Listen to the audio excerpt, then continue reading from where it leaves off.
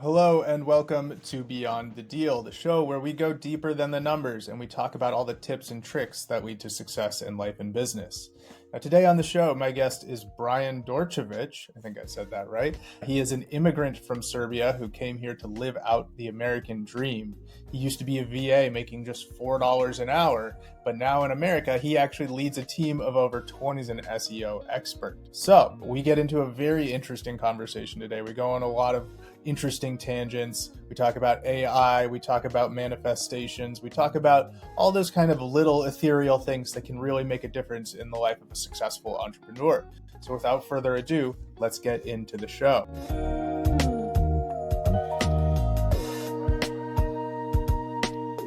All right, Brian Dordevic, welcome to the show. Happy to have you here. Hey, it's nice to be here. All right, for our listeners who don't know anything about you, why don't you tell us what you got going on in life right now? So we're scaling alpha efficiency.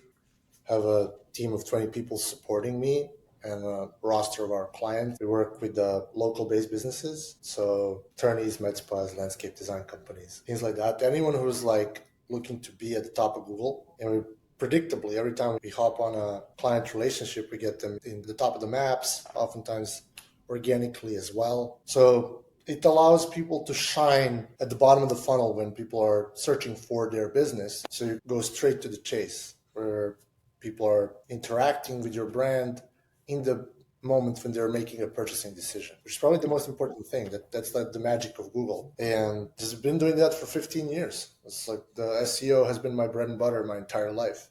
I never worked outside of the field except for 4 days in a grocery store. That's when I just moved to the United States. And then on a day 5, guys, it's not cool. That was it. So my entire career was in digital marketing and helping people enable their businesses. Awesome. All right. So let's unpack that. Now, you mentioned you had just moved to the United States. Where did you come here from and how did you get here? Why did you come? So ambition led me here. I was 12 years ago. So I came here to start my own company. Here I am, living my dream. So thank you. It's been a ride, starting in the south side of Chicago. Prior to coming to Chicago, I worked for an American company as an offshore virtual assistant for $4 an hour. And then my first job here, I think I got $25 an hour when I started working. That was October 2013. I got a job as a web analyst doing the same things that I was doing before. Just my pay was substantially higher than when I started out back home. So that's the first job that I got straight out of Craigslist. And I stuck with that company. I was trying to get another job like crazy. But I was never a corporate type. I was not fitting into that mold. So every time I would go, it's not that I got even an offer once. And it was for slightly bigger pay. It was just observing the company culture. I was I don't see myself there. And the perks that I had with the first job that I got in the United States were really good. I was working remote for a big chunk of time, and then I became a manager. I thought just working with a large number of people built me. So 6 years later, when I quit that job, I transferred over all of my managerial skills into building my own company. Awesome. So truly a similar story echoing my own. I was never really good at having anybody else tell me what to do. And I always kind of thought, my ideas might be a little better than theirs, right? And I think this is kind of a common thread in entrepreneurs where we just have to branch out our own. We have to do something like that. We have to build something. So let's take it a step back there. So you're in Serbia, you're working as a virtual assistant, you're making $4 an hour. And, how did it even get into your head? You said, I'm just going to leave this and I'm going to go to America and I'm going to figure it out and I'm going to make it work. Or was there an inciting incident? And what was that process like? So I knew when I was 15, that was my trajectory. So I remember a high school teacher asking us, hey, what are you guys going to do? And everyone's I'm going to be this and that and this and that. I'm I'm going to be a business owner in the United States. And she started laughing. And I was why are you laughing? That's what I'm going to do. I was dead serious. And I know that my friend and I, one night, we made a pact that we will go to the States within 2 years. And so from that plan until I actually achieved coming to the States, we're 2 extra years. So it was very premeditated. It was pre-planned out in my head since the early childhood. So I was projecting that vision so far out into the future. And the only thing that I'm thinking now, looking back at things, which is a good acceleration path for anyone who's, I'm not going to say manifest things, but you create your own reality with your own mind, because you let your mind kind of figure out the dots. And in doing so, you can make things as fast as you want, or you will wait until things happen, but you'll still get there, no matter what that direction is. If you dig deeper into your soul, you can accelerate the pathway, which is something that's been happening to me lately. Yeah, I've been accumulating skills, but if you're learning skills in a order that is not favorable for your business, you're just slowing yourself down. So you need to learn which problem to solve next. And that is something that once you learn that as a skill, everything else in life becomes like 100 times easier. When you know which order of problems and a sequence of problems do you solve first. So when I got here, I inherited a lot of problems. Moving to a new continent, I had to pass a driver's license exam from scratch, buy a new car. Like, it's just like you have to do everything from scratch. So, and work on my immigration paperwork.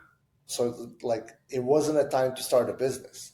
I wish it was. I would be like 5 years ahead, but it wasn't. So it's kind of like an interesting pathway and how I got to where I'm at. We actually, on the show, we do end up talking, a lot of my guests, it's a very common thread, is belief in manifestations. And, there's all these kind of practices you can do around it. I think one of the most common ones is people, what they want in the future, but they write it down in the present and then they read it to themselves every morning.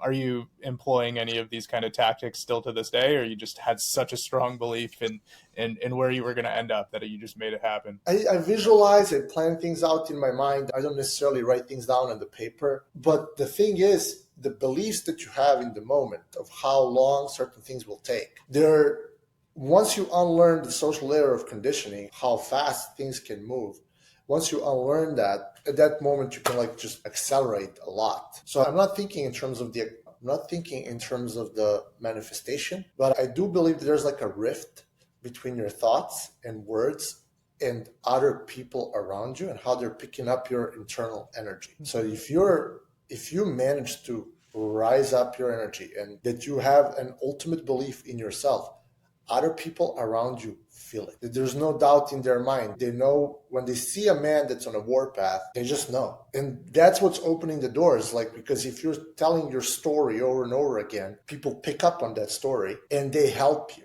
No one succeeds in a vacuum. You succeed because the circumstances, that words that you use internally start coming out when you're speaking to other people. But they're not only coming out as words, they're also coming out as energy. And the frequency just pulls you up. Right. So if you don't put things into the universe, how will anybody else ever know that's where you're headed, right? It's necessarily the universe. It's a human ecosystem where person to person, this vibration exists between people because we feel each other. Like if you recognize it energetically, like I don't know if it's a good, like, but people feel the vibration of another human being and they know. They just know. Yeah, absolutely. And, I'm not a particularly religious person, but I will say that almost every super successful person I've ever spoken to echoes that sentiment in some capacity, whether they call it God or the universe or energy or vibrations or whatever. They're all talking about the same thing. They're all talking about something that you're putting out into the universe and then getting it back, right? I think it is truly, a leg up. And if you're going to go through life without thinking that your words or don't have meaning or weight to them, you're not going to get to where you want to go. So I wanted to take it a step back. So you get back to the US, you spend 5 days in a grocery store, right? 4 days in a grocery store. And then you find a job on Craigslist working in, I guess you had your previous experience from Serbia to kind of validate why you were hireable in that. Serbia in American companies. Okay.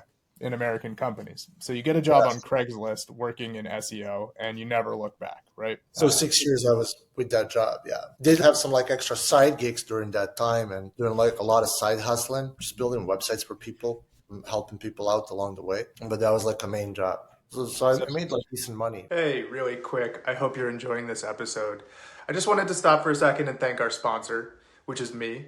Nimble Capital Group is my boutique investment firm, where we help passive investors access deals built for cash flow, equity growth, and powerful tax benefits. And if you think you've ever wanted to learn how to raise capital and become a GP yourself, I coach a select group of students each month, most of whom will raise over $500,000 within their first 60 days. So check the show notes in the description below to book a call. I'll see you there. What was the exact moment? What was the transition like when you said, it's time to go out on my own. I'm ready. I'm an entrepreneur now. I'm not going to rely on somebody else to get me my paycheck. It's all me now. I was at like 32 years old, and at this moment I'm like, it's now or never. If I decide to do this later, there's not going to be later. So it just felt the moment is there. I hired a virtual assistant to support me. It was just me and him when I started out. We're doing email marketing campaigns. We had like a source of leads for that, sending like stuff through MailChimp. And we even set up our own servers so we can send more volume with less red tape. And that's how I started out. And so I was like figuring it out the whole time ever since. Like I still feel like when you're in business, you constantly figure some stuff out. So after a while, it just becomes a natural thing. Like, just like, what are you doing? I'm figuring it out. Because every time you figure out, you hit like a higher level because you have like another skill set under your belt that is giving you a higher chance of survival over time. I think that one of the things that I regret that I built my business backwards, because I was an operations person, a marketing manager, was responsible for 20 people team. And in doing so, I got stuck on the operations. So I've built out this engine that can fulfill without having the sales engine, because I was like bottlenecking myself. So still stuck in that bottleneck of me doing the sales. Like luckily I'm not doing the fulfillment. So I'm just like the one doing the sales. Like you are always going to be confined by the level of awareness you're in. So in order for you to solve a higher level problem, you cannot solve that problem from the same level of awareness that created the existing problem. And like I couldn't see outside of myself for the longest time to even position the game in a format where I'm like moving things with my mind and not with time. And that happened recently. And the shift is just like moving the company in a really good trajectory. So would you say that was a pivotal moment for you, understanding that you yourself were the bottleneck? And I assume that the way out of that was you had to hire somebody else, right? What was the process of removing that bottleneck from your business? It's just having faith that I can do it. Like the difference from being 99.99% and 100% is so huge, because you can have like that exterior confidence, butter smooth, that keeps you afloat and you're like doing great. But if you're not feeling like 100% that you're that guy, that you can reach like multiple seven figures, that you can like create company after company, that you know that it will be the success, is found in that 0.01%. Like you have to operate with that level of certainty on a daily basis. That's when things start like popping off for you, because you start attracting people and events, and people have easier time following you because they can sense that. So if you're a CEO of a company, the people need to follow you, not just like to work for you, especially in the baby stages of your business. You need to have followers.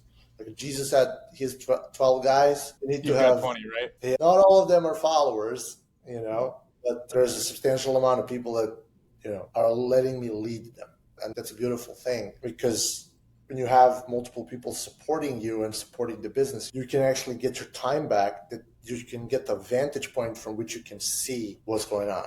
Yeah. So you're using the power of others to bridge their experience and essentially buy back your time, which would then allow you to go on and create more companies and more revenue. So what have you learned throughout the years about buying back your time? How do you get a good employee, a bad employee, a good follower, a toxic follower? What have you learned there? Well, because I had that management experience, I had a really good knack as to what the good hire looks like, because I've been doing that for 6 years working for previous companies. So that was like my superpower, because we thrive on a offshore labor. So the same shoes where I used to be are the people that are following my path where they're at today. And we had a really good launch pad, like where we have bootcamp trainings for our new hires that last 90 days. And we build our own talent through that process.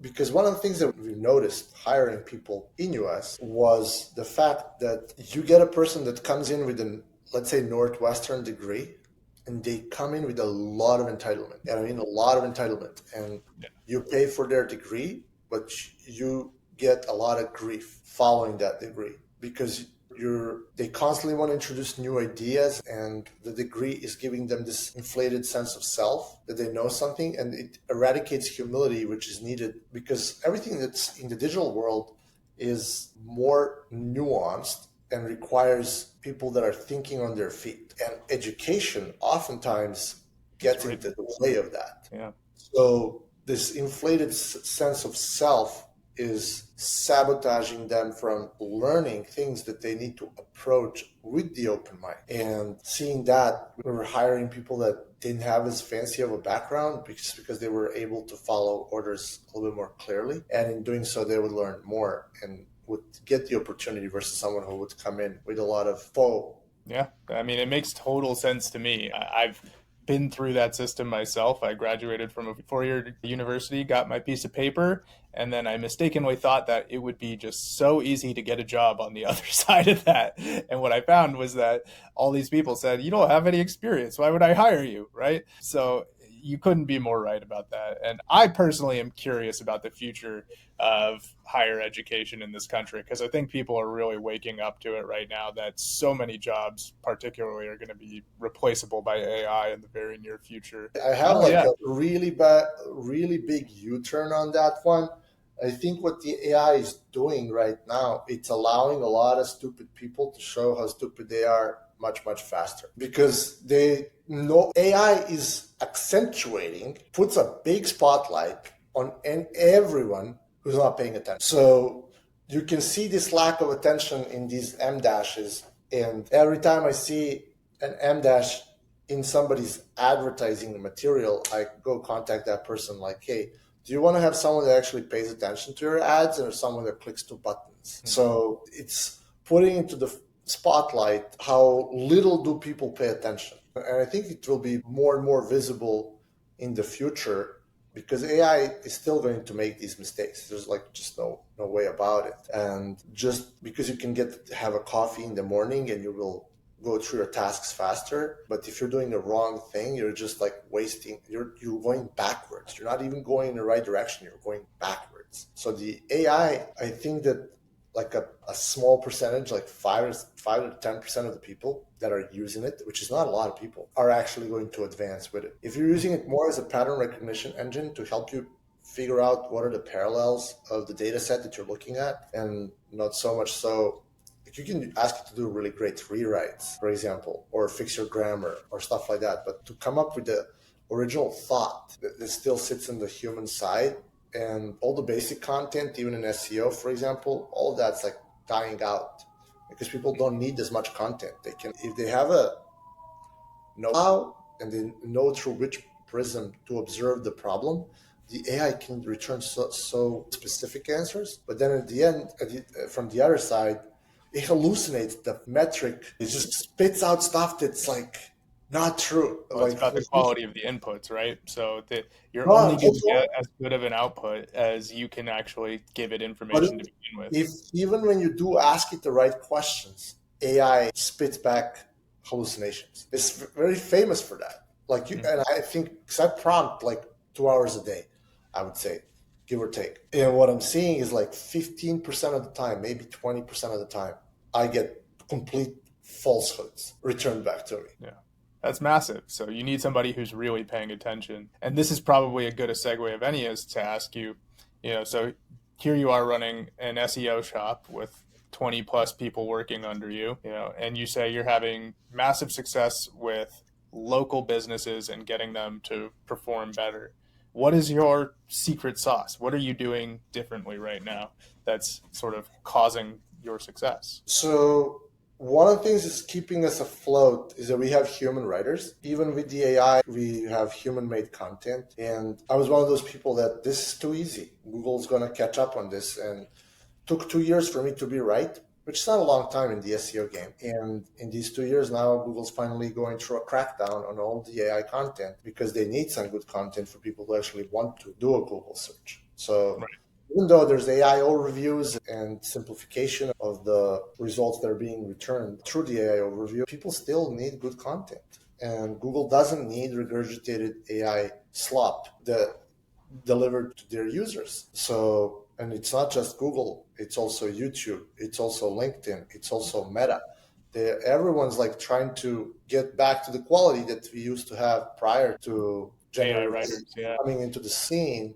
And the fact is, the bar of quality of what kind of content we need to produce just like went up a level. And it's kind of hard to figure out what is considered good content, what is considered bad content. But I'll tell you, when the good people tell you they like it, right? They see they are engaged. So that's the only metric is for me. The metric of the content quality is how engaging the content is.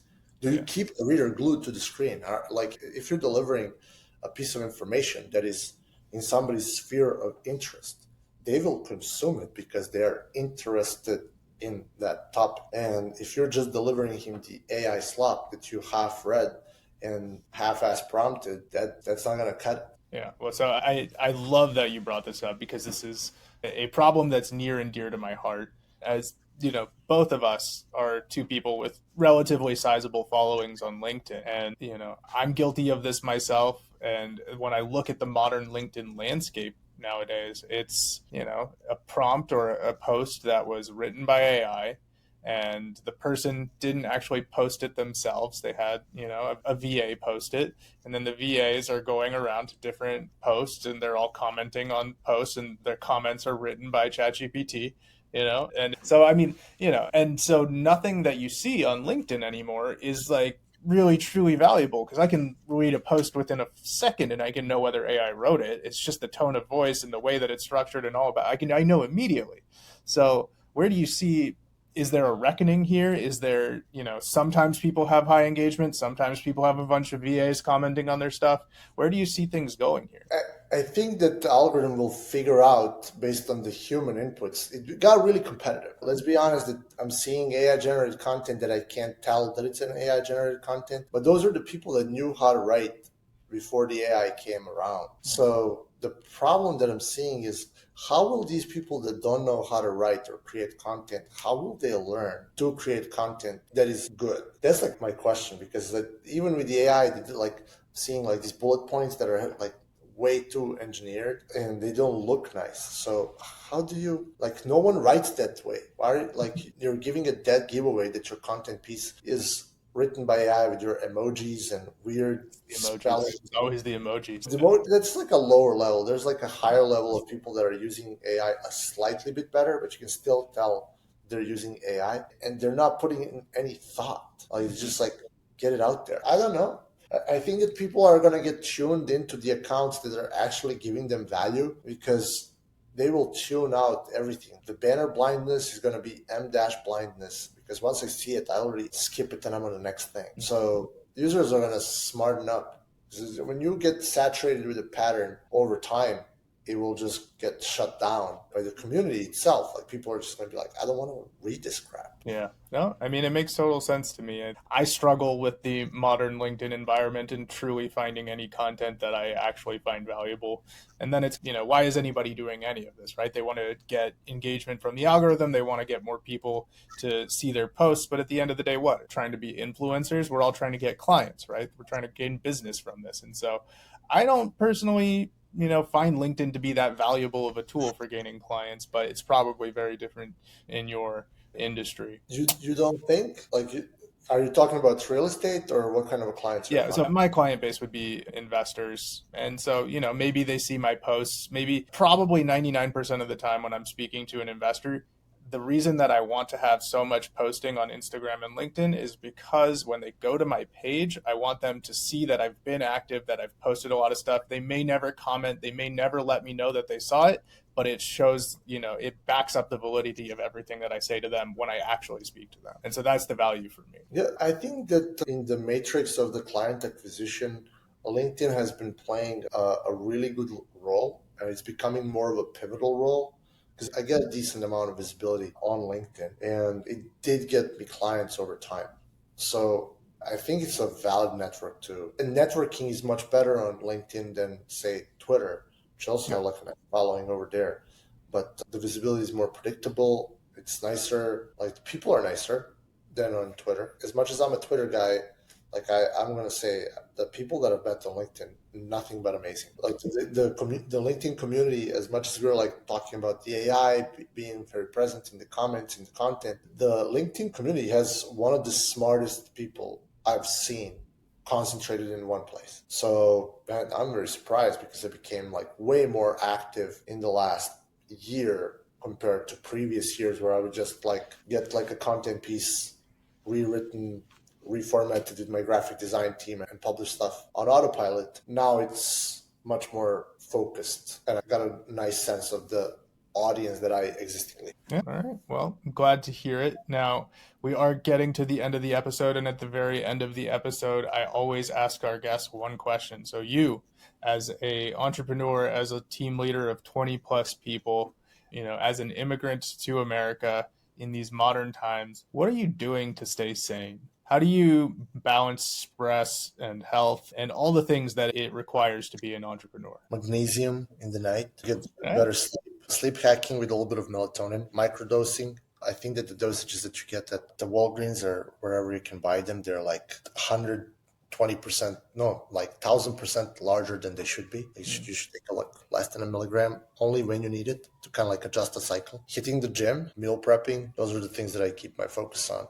They keep you in check. As a male, you got to keep your testosterone high, keep yourself healthy. If you're not lifting, what are you even doing with your life? You're preaching to the choir here. The meal prepping is a real huge one, though. I don't think anybody's ever said that on this show before, but I could not agree more. The last thing that I want to be doing during the week is deciding what I'm going to eat. I want all of that taken care of. Dependent on the timeline that you have. And I used to be like 12 hours a day, always on the phone, talking to people, managing, selling, etc. Like it takes a lot out of you. So keeping that sanity is like very important. And one final thing that I would say as an advice is meditate. Like have 5-10 minutes in the middle of the day when you think that you can't afford that time. That's when you need it the most because you need a calm mind to make better decisions. Clear thinking is the thing that I had to learn by unlearning hustle mindset. Because hustle mindset is your biggest enemy in accelerating the process because the hustle is actually slowing you down, raises up your cortisol levels. You don't see the world clearly because you're chasing and the society needs you to chase. But if you want to play your own game and grow at your own pace and also be mindful that you have that one life and you have to make the most out of it in the long run, it's a marathon, not a sprint, then things get much clearer because you're calm and that's what's much needed. That's how you keep your health intact because you lower your level of cortisol. Oh, beautiful. And with that, I think we will end today's episode. That is a wonderful piece of advice at the end. So thank you, Brian, so much for being here. Most welcome. That's a wrap for today's episode of Beyond the Deal. I hope you got some valuable insights that you can apply to your own investing journey. Now, if you've enjoyed this conversation, do me a favor, hit that follow button, leave a review, and share this episode with somebody who you think could benefit from it. It really helps the show grow and bring on even more incredible guests. If you want to go deeper, make sure to follow me on your socials. You can find the links in the show notes in the description below. Thanks for tuning in, and I'll catch you next time. Until then, keep going beyond the deal.